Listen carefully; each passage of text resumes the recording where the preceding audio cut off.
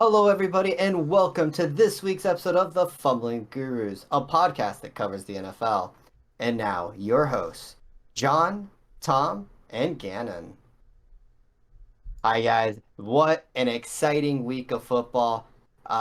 We had a lot of close one-score games, and well, we had some bad stuff that happened. We're going to get into all of it. But first, we need to get a very quick update. Tom, we had that hurricane come through your area. I heard there was a lot of flooding. Thankfully, it veered south of us. You okay up there? Are you swimming to work? I know we had last week, it was like heading directly for Tampa. You guys were kind of in the danger zone. Then it went south and it went basically right over Orlando. Yeah, we ended up faring pretty well here, at least, myself. A lot of flooded roads. Some coworkers and people I know had flooded cars and things that they were having to deal with. So yeah, it's been crazy, but it seems like everyone's banding together, communities coming together. We're getting it solved. But yeah, it was. I've never seen a hurricane do that to this state. It was pretty crazy.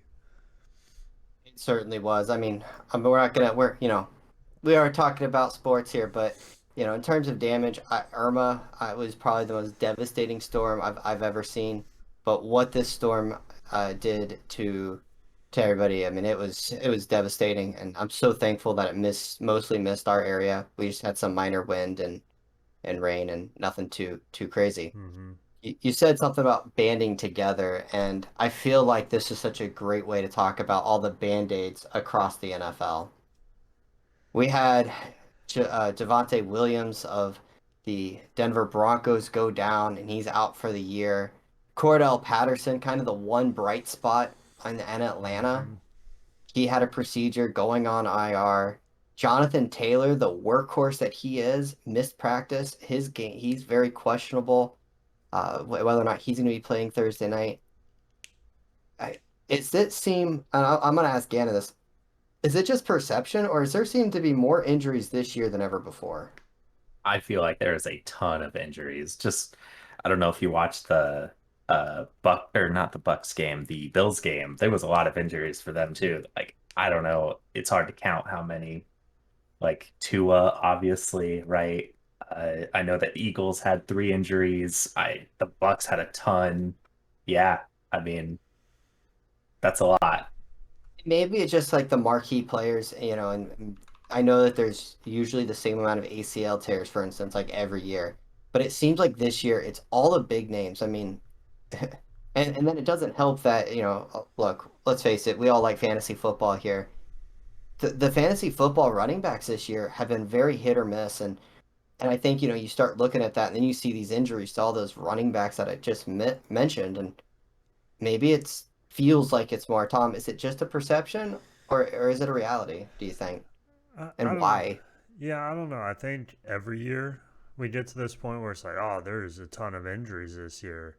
So I think it is a little perception where we're seeing week by week all these injuries coming up, but I think it is every year you see these injuries that come up. Teams get hampered by them.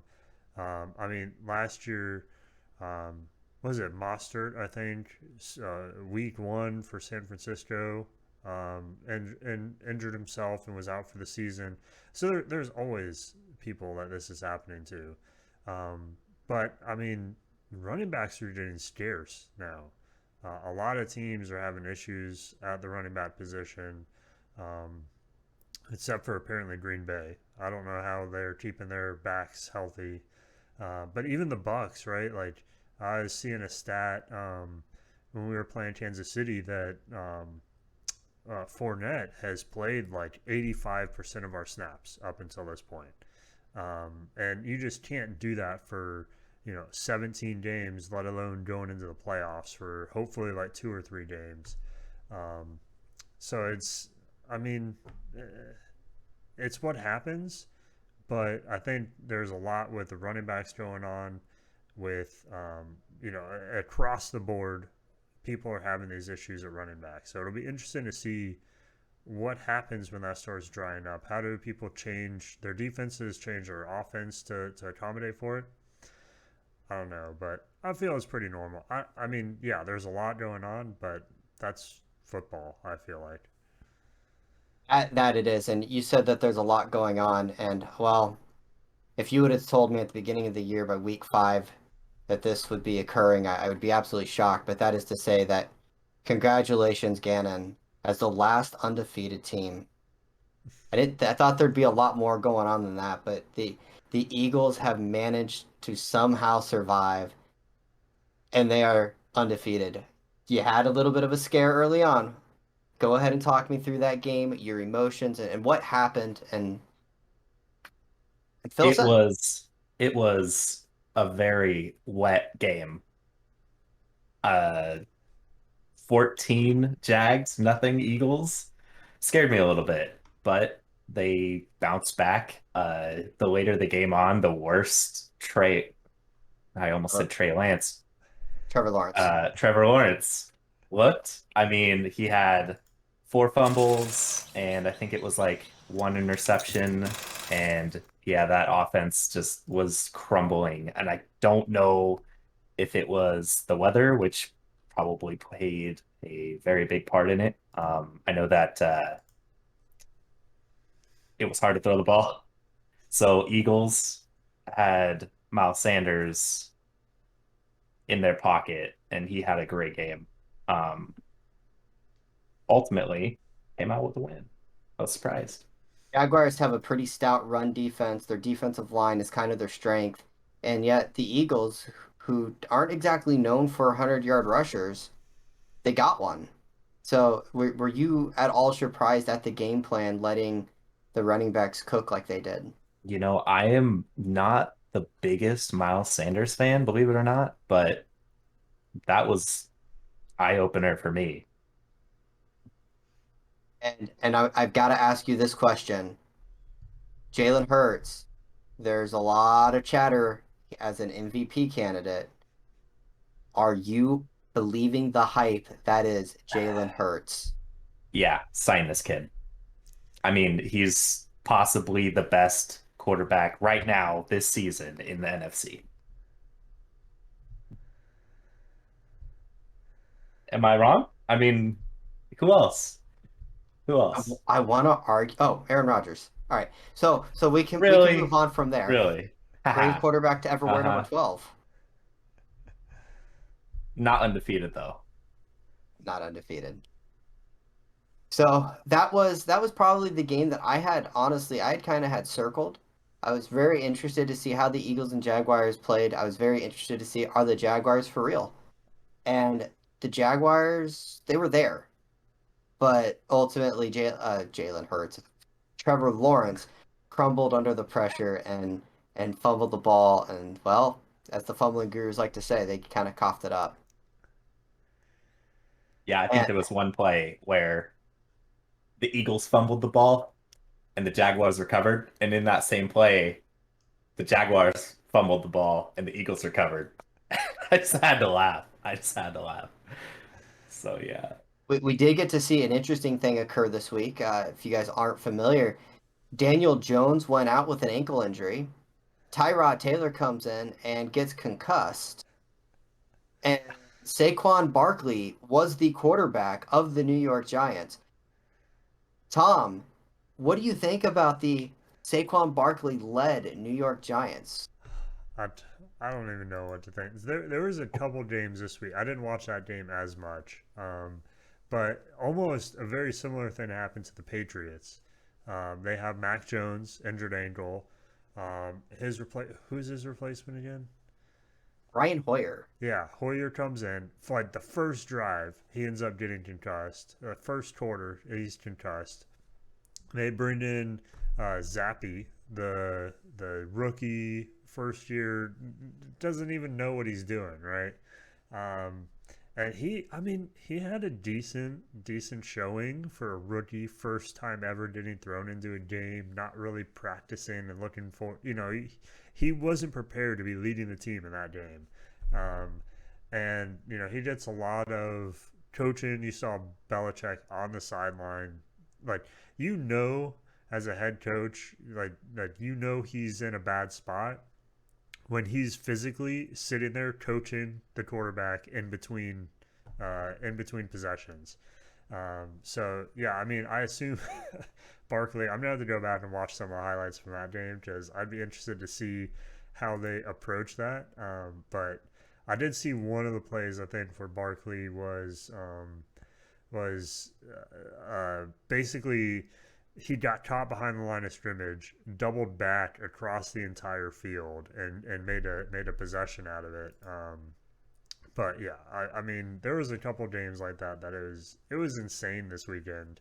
Not in a good sense, like in a what is going on for most of these games. Yeah, the Saquon Barkley led Wildcat team. Fortunately for the Giants, it was later in the game. They had a lead, so they just ran the ball in the Wildcat formation. But it was crazy. It was kind of fun, but who would have ever guessed that the New York Giants would be 3-1? Gannon, we like to say that the G and G man stands for Giants, as you're a huge Giants fan wearing an Eagles hat. Are you absolutely shocked about the Giants' success and their record? I think that I stated the fact that they had 20 something wins in the past 4 years or something like that. This is a pretty good start for them. I think that I can't really deny that the Giants they might be picking it up. I don't know. And Saquon Barkley's still healthy and quarterback. I don't know. I mean, He got a promotion. yeah, see, that's what happens when you stay healthy. Who guessed it? I mean, you're drafted number Just, 2 overall. You're not a running back. You're a quarterback. hey, yeah, I don't know. It'll be funny to see where they land in the division here. Yeah, I mean, 3-1, shocking development. I mean, the NFC East, which we all kind of laughed at. I mean, they have 3 teams that are 3-1 or better, and then you have the WTFs, Washington Football Team, and you just shake their head. But I want to talk. We talked about the Giants being kind of that surprise team. Do you guys realize that the Baltimore Ravens have now given up back back to back? No, 2 out of the last 4 weeks, they've given up big leads. Obviously, the Dolphins came back under Tua Tagovailoa and came back to win that game. But then they let Josh Allen score. They were down they were up, sorry, 17 points, and they blew that game. Are the Ravens in trouble, Tom? Well, I mean, the thing everyone's talking about is that last possession by the Ravens. They were what I believe tied at that point, or no, I think were they tied? It And was they had tied with a few minutes left and fourth and goal yeah, from the yeah, it was 3 yard tied, line. uh, fourth and goal, and they decided to go for it instead of getting the points. Because even if they don't get this score, they can hold the defense and go into overtime, right? I don't buy it, but anyways, they decided to go for it. They don't get it. Not only do they not get it, so right, they're on the 2 yard line. They throw an interception, which gives them a touchback, and now Buffalo is starting on the 25, and you're not that offense is near impossible to stop if they're functioning the way they should. Um, and they just march down the field, waste some time, kick a field goal, and win the game. They were Um, also gifted a pretty ticky tack penalty on that drive, yeah, yeah, I think a but little bit. but I don't think it mattered. They like you said, when they're functioning with that arm, they went right down the field. Yeah, I don't like. I don't buy. So, you know, their coach was talking about. Well, I knew the defense could hold them. I believed in the defense, right? Of course, he has to say that at this point, but it's like, well, if you really believed in the defense, kick the field goal, be in a winning position, and allow your defense then to win you the game versus tie you the game. Um, so yeah, I don't know. I think they go into analytics. This was analytically the best choice But like when you're looking at the game and you're tied and you're in position to take the lead, why do you not take the lead and allow your team to hold that lead? So I feel like a lot of people in the locker room probably aren't very happy with that decision. But I mean, I know that he has that rapport. It's not going to be a huge problem, but I just I don't understand where that decision was coming from and why you don't just take the lead and see where that goes, you know? It's not like they don't have one of the best kickers in NFL history Yeah. kicking the ball for them. No, so talking about analytics and talking about, should they go for it or not. I believe if I'm remembering right, I saw that it basically was a coin flip on whether or not you should go for it or not. Mm-hmm. However, by Lamar Jackson throwing the interception, they they lost 34% of the game winning probability Yeah. on that Yeah. pick. I So think that I was one think of those. like Go what ahead. you're talking about analytics, that is where it changes. Because if he doesn't throw that interception, they're starting on the 2 yard line and have to drive 98 yards. Okay, I could see that, but you then why call a play where you can throw an interception or why? I don't know. I think there's just a couple things there that it just doesn't add up. Yeah, I agree. Lamar Jackson, MVP candidate. He's certainly one of the best players right now in the NFL. He's playing at an elite level, but that was a bad play and ultimately a bad decision. And they go down the field. This Bills team, though, Gannon, they're legit, aren't they? Like they were Super Bowl contenders beforehand. They're still Super Bowl contenders, aren't they? I would agree. I think that seeing what I've seen from the Chiefs, though, they got competition now. Like I would have said, Bills stamp them Super Bowl right then and there, but Chiefs, I they're hard to argue I mean, probably with the easiest way to argue against the Bills is that they did lose to the greatest quarterback to ever step on a football field into a Tua Tagovailoa, but we'll get in that in a second. Well, we had some excitement in the Steelers game versus the Jets, and I don't just mean the game itself because that was awful. Sorry, Kevin. However, the Kenny Pickett era has begun. The Pittsburgh Steelers have benched Mitchell Trubisky, thank goodness. And they are starting Kenny Pickett. And the defense said, yes, they can, because on Kenny Pickett's first throw, it was intercepted. This kid is electrifying, though. He is going to be fun to watch. He is fast. He has the big arm. He is careless with the ball. I'm excited to see what this kid can do. They're going to open up that offense. Hopefully, that makes some room for their running back there, Najee Harris. And I'm excited to see how that goes down. Gannon, he has his first games against the Bills. How well do you think Kenny Pickett does, and does he start his career with a win or a loss? well, I feel like he's just gonna come back and win the game like Miami did. He's that good. No, he's gonna take an L. I mean, the game against the Jets, he had 3 interceptions. It's I don't know. I don't Kenny Pickett, not a fan. The defense said yes, they can. Kenny Pickett, yes, he can. All right, well, don't worry. The joke will sit. Just think about it, and about 2 weeks from now, you'll start laughing. I'm already laughing. I just got it. The the Steelers offense, it was absolutely abysmal the first part of the game. They put in Kenny Pickett. There is some juice, but they lose to the Jets. Are the Steelers done? Is their season over? I mean, is the season salvageable? I don't think so. Um, can they figure out some things with the season? Sure, and I think that's basically what we saw last week, where he was basically okay. Season's not going the way we want it to go. This season's now about figuring out, giving Pickett some time at quarterback, figuring out if he's our guy, letting him get in the swing of things, drive this offense a little bit.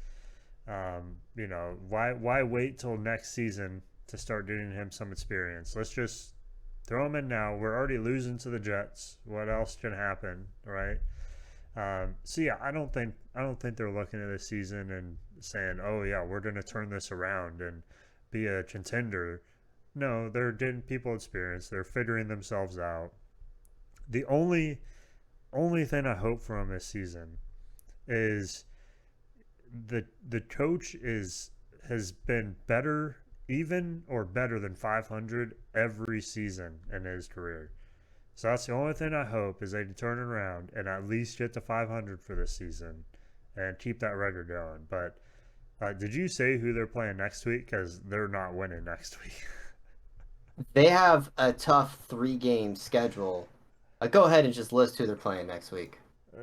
I mean, they're playing the Bills, so Oh, yeah, I did say that. Duh. I didn't know if you had or not. Yeah. But yeah, they're not winning that game. So, Bills, Bucks, and Dolphins, oof. and then Eagles. That's Mm. Uh, so yeah. Wait, I just so go ahead. Bucks, Dolphins, Eagles, right? So we can like bet on who's gonna score highest on them. I No, mean, like, come on, why not? Tua will be back, dude. Uh, well, we're gonna get into Tua Tagovailoa here in a second. So, so Just one of bring the back things again. that I want to give a quick shout out. Because I'm gonna definitely send this to some of my coworkers. I've got a couple coworkers who are big Steelers fans. I have a bet, or kind of a gentleman's agreement, I shall say, with one of them. I'm sorry, guys, but there's plenty of room on the Dolphins bandwagon. You're more than welcome to jump on. We're gonna kind of move on into next week here, but I want to talk briefly. I haven't even talked about the Bucks and Dolphins yet. We're gonna get in that here in a second. But before we get to the Bucks and Dolphins, kind of are the teams that we always discuss every week. I want to talk about the Lions. I want to talk about Goff. Goff was written off. He was a guy that was supposed to just sit there and just be a guy for a year, and they're going to draft his replacement. This Lions team is fun. I mean, okay, they're playing Seattle, and Geno Smith was lighting it up too, but their offense is fun. I mean, they're high scoring, they're losing pieces, and they're just plugging and playing. Jamal Williams is an absolute monster. Amon-Ra St. Brown, I mean, that dude he's a stud and a star in the making. If when he comes back, watch out.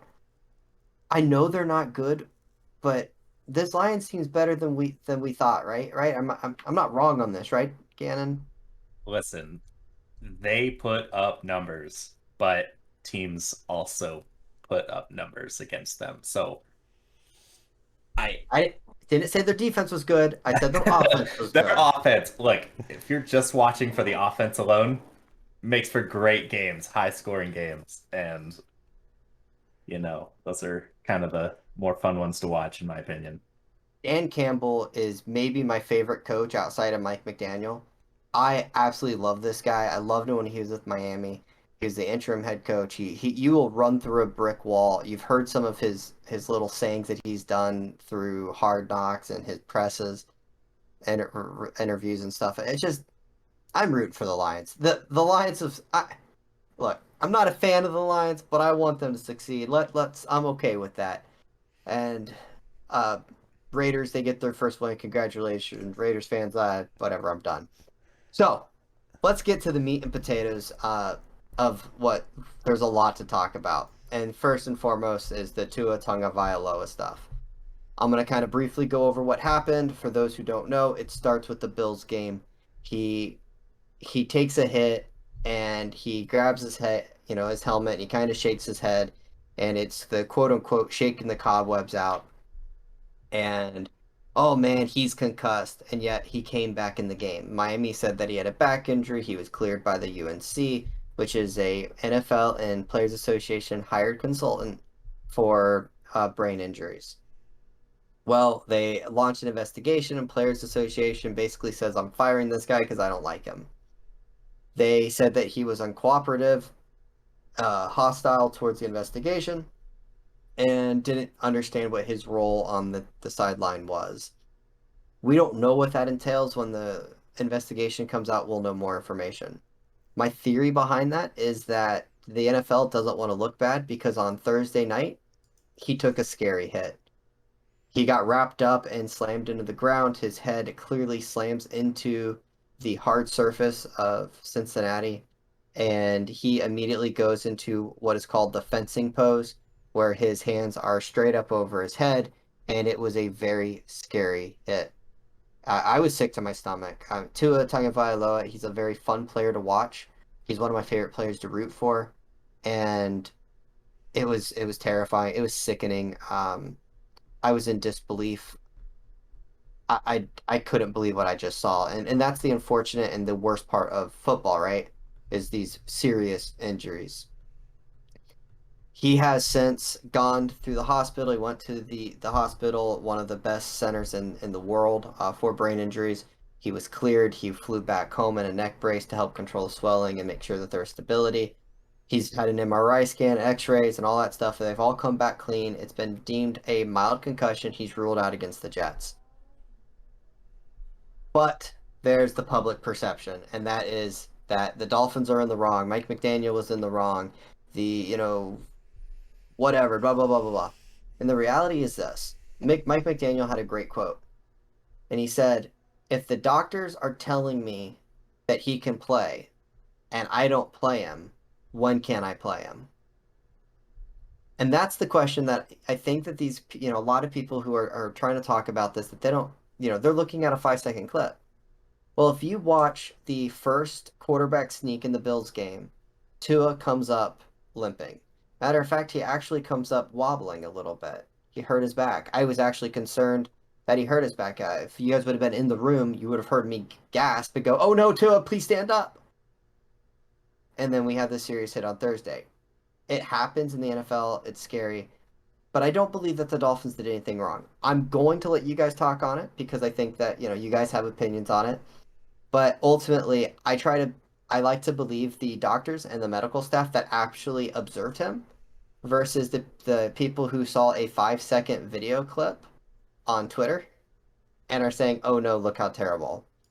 Tom, is there anything you want to add to what I said? Any questions that you have with me? Because obviously I followed this pretty closely.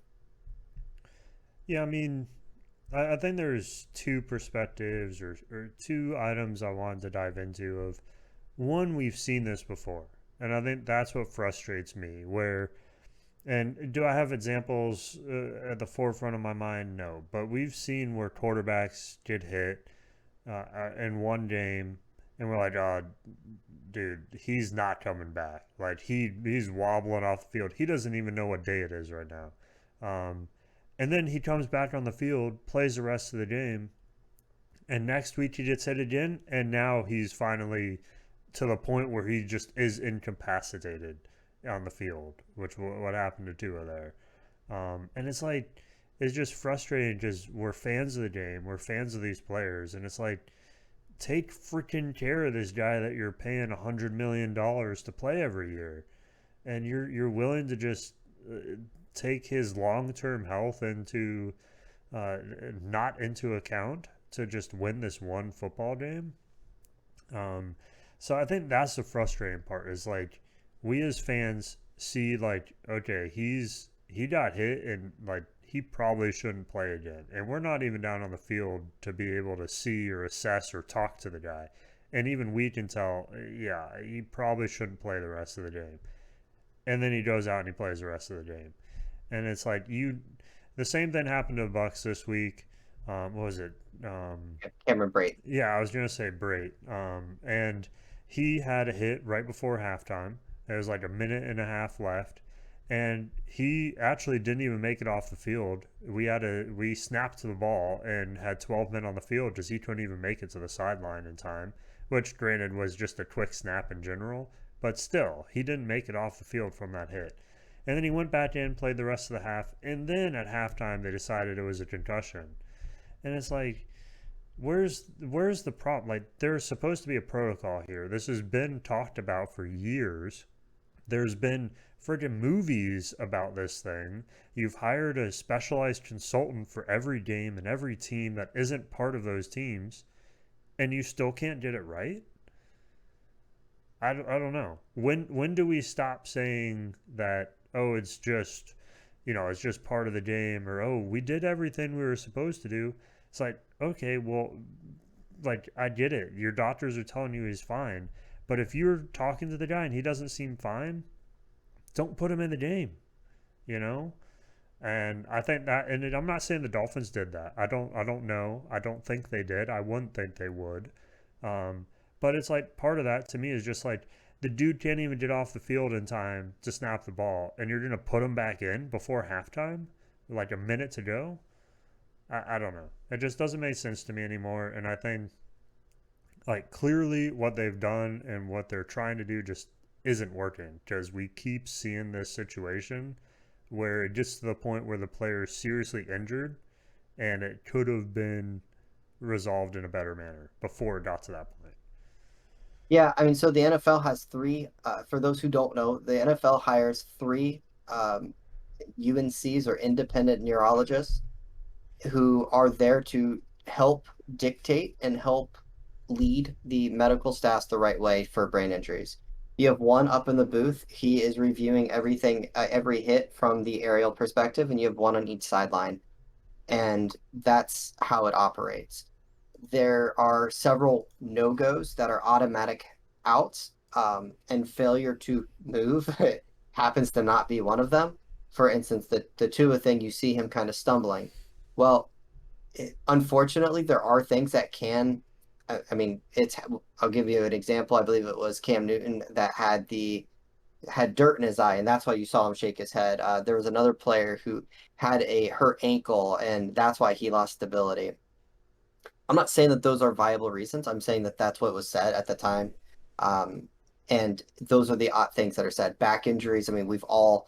I mean, I've had where my back's tightened up and I've stumbled because my back just didn't act right. And so it is hard to tell sometimes when it comes to that. The Players Association is expanding that role, but it was obviously a very scary hit. Gannon, Tom, and I've kind of talked about it. Is there anything you want to add before we kind of need to move on to for time's sake? Oh, we can't hear you, Gannon. Dogs. The I think you guys covered it really well. The one thing that I would like to add is, I mean, how scary of an injury that was. Do we need to be playing it like 10 times during the entire game? And then it's all over social media, so you're seeing it there. I'm just like, I don't need to see this. I've seen it countless times during the game. It's scary and it's get on with the game, right? Like I get it's a highlight, but come on, So I don't know. That was my one complaint, other than the fact that, you know, injuries and concussions are very serious, and I don't think that they are taken with uh care in the NFL. So yeah, that's all my 2 cents. All right, well, we'll kind of move on. The rest of the game, I'm gonna be honest, I actually didn't watch it. I fell asleep. It's been a very hectic couple of weeks for me, and so I was able to make it. But Miami ends up losing to Cincinnati on a short week. Um, Teddy Bridgewater had a chance to win the game, be the hero, throws a pick, and that's what I'm going to say about the Dolphins. We're going to move right on into the Bucks. You have the Super Bowl rematch, Kansas City Chiefs versus the Tampa Bay Buccaneers, and the game starts off with a bang. Tom, tell me about it. Can we move on? Can we All just, right, there you go. yeah, Yeah, you heard it can we from the Bucks just, fan. So uh, seriously, go ahead and tell us what happened. oh man, I don't know, like, you know, this is always like so going into the game. A lot of our players felt like, oh, we're going to dominate them again. We had their number in the Super Bowl. We can do it again. We know how to verse this team. We have pretty much the same players. They have pretty much the same players. Now they don't have Tyreek Hill, so we don't need to worry about it. No, I mean, what was it? The first play of the game pretty much showed that was not going to be the case.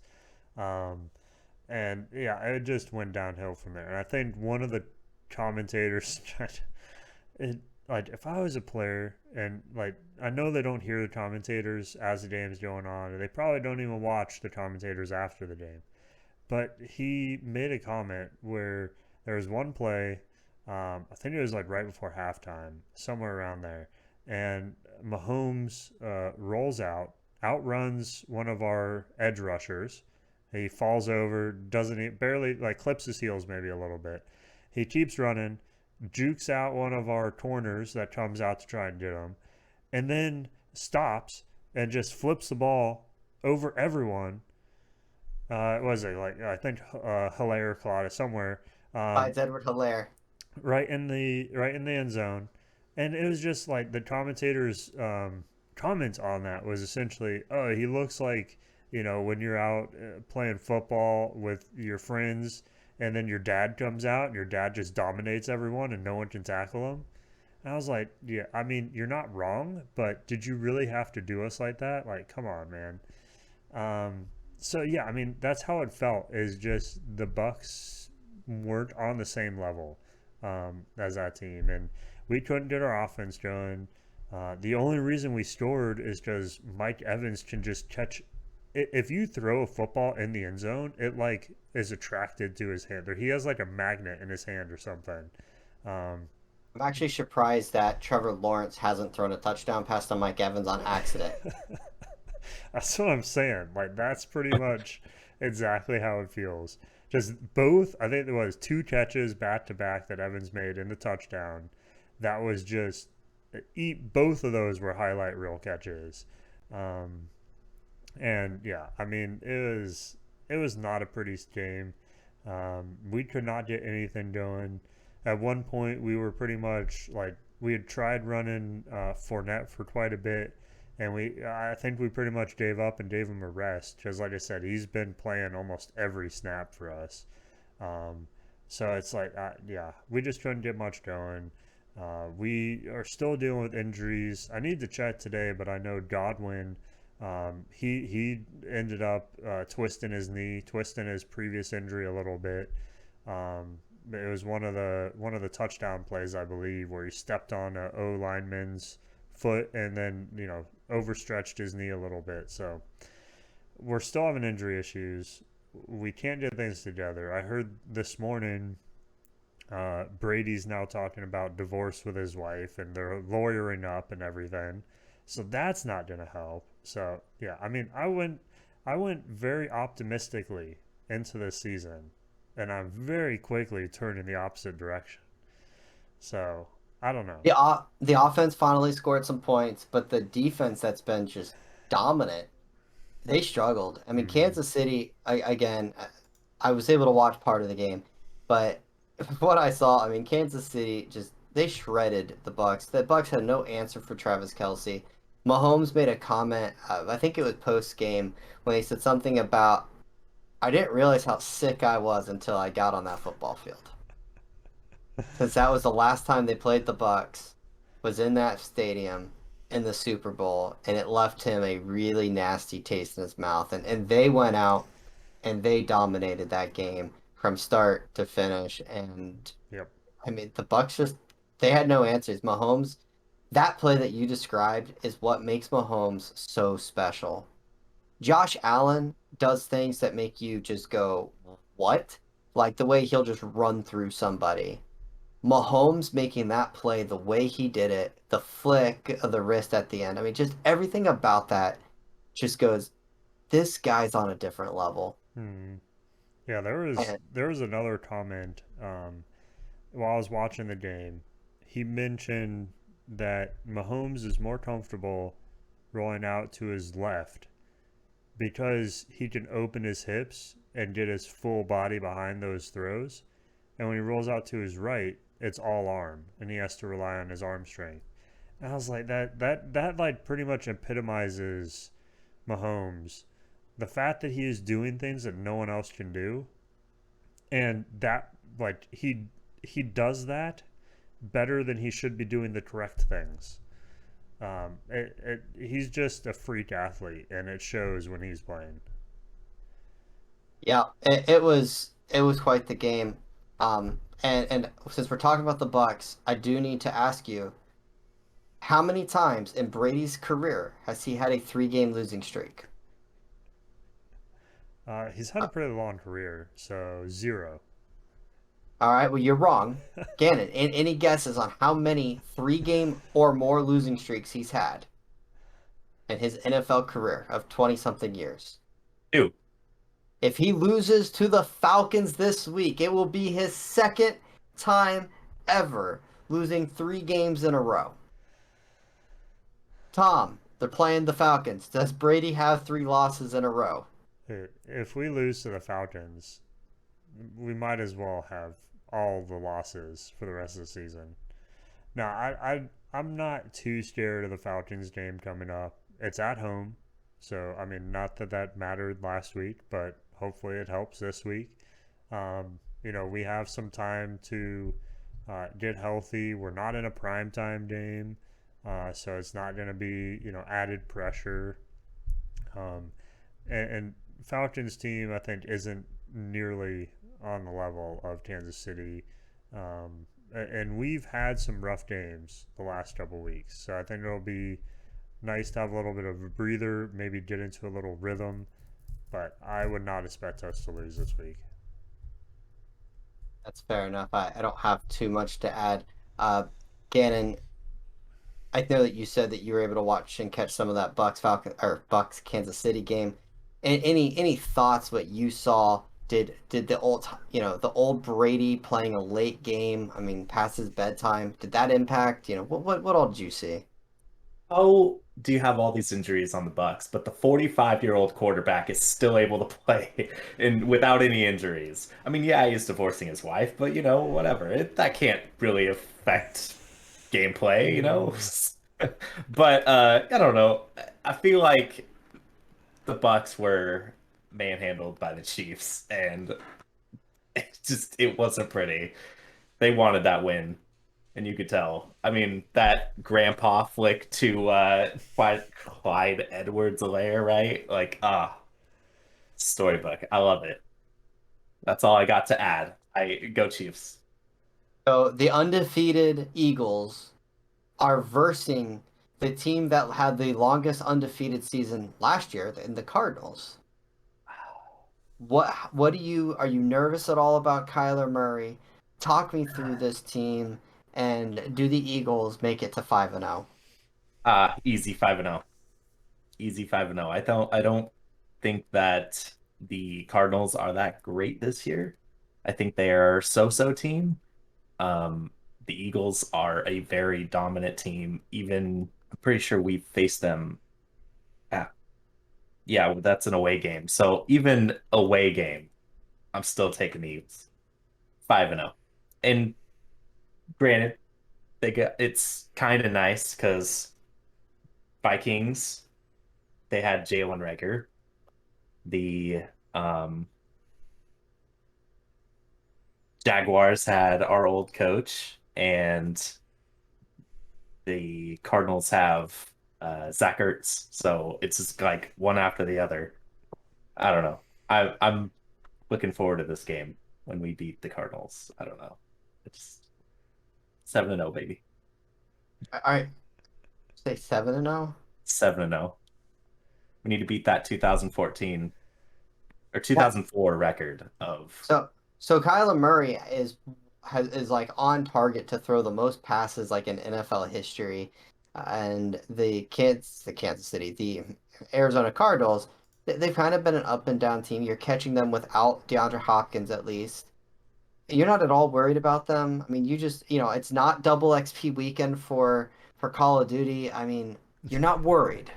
they barely got past the Panthers last week. Fair enough. Fair enough. There you go.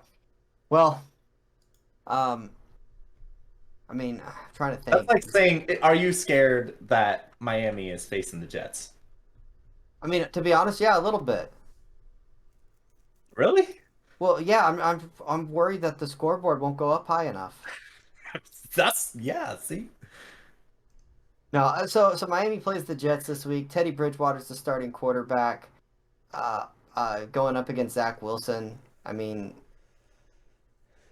Zach Wilson looked terrible. He managed to do enough at the end of the game, but it wasn't pretty. Miami's better than Pittsburgh. Sorry, Jets. I I don't think this is going to be a very tough game.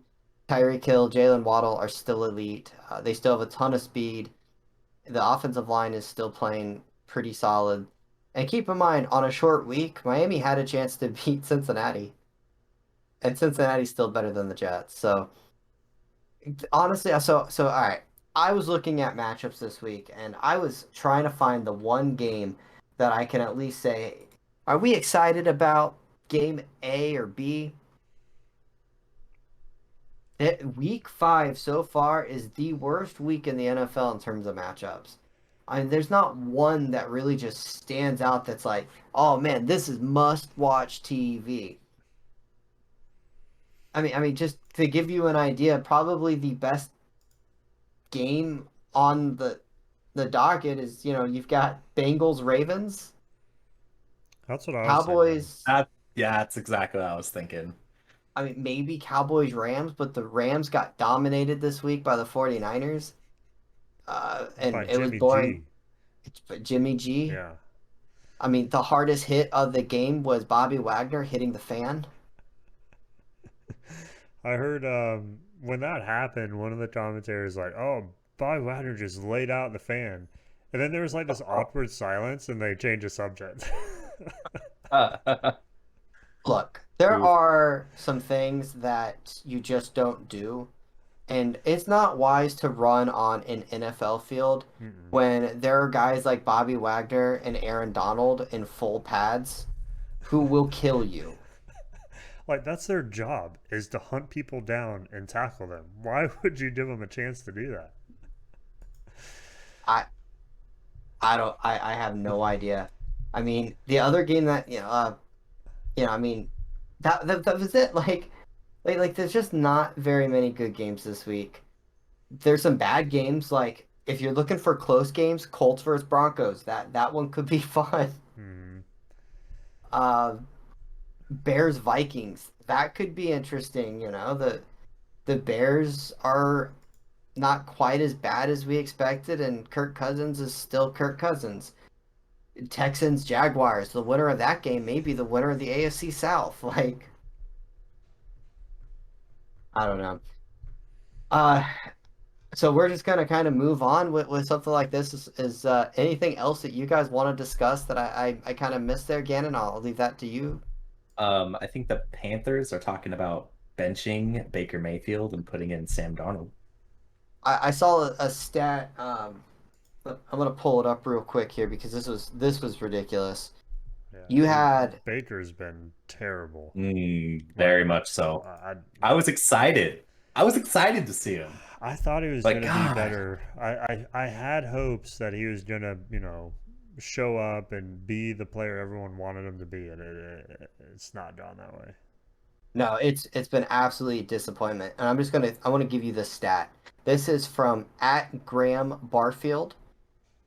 DJ Moore ranks 67 out of 73 wide receivers in catchable targets, Hmm. 62.1% among receivers with at least 15 targets.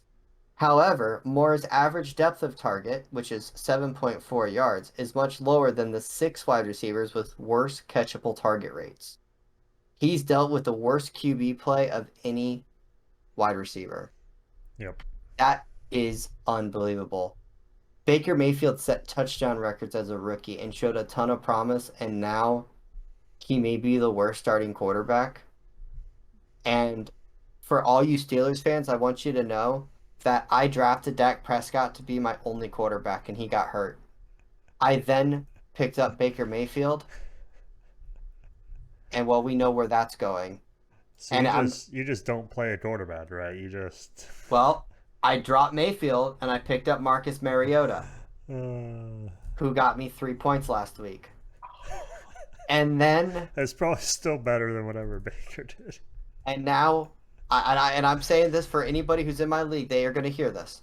I have dropped Mariota for Kenny Pickett. So Steelers fans, I'm sorry, I have cursed you. Uh, it's Brady's still on the the table, buddy. it's the Fin Fan curse now. We got rid of the Madden Pancakes. curse was the first one. The The, the Manning the curse, the second one, and then now we got the Fin Fan curse. So Hmm. talking about Manning curse. Jalen Yeah, Hurts he was on. was on the Stay away from Hurts. too late. It's happened. Stay away. It's Stay already away. it's already happened. Was on the Manning cast last week.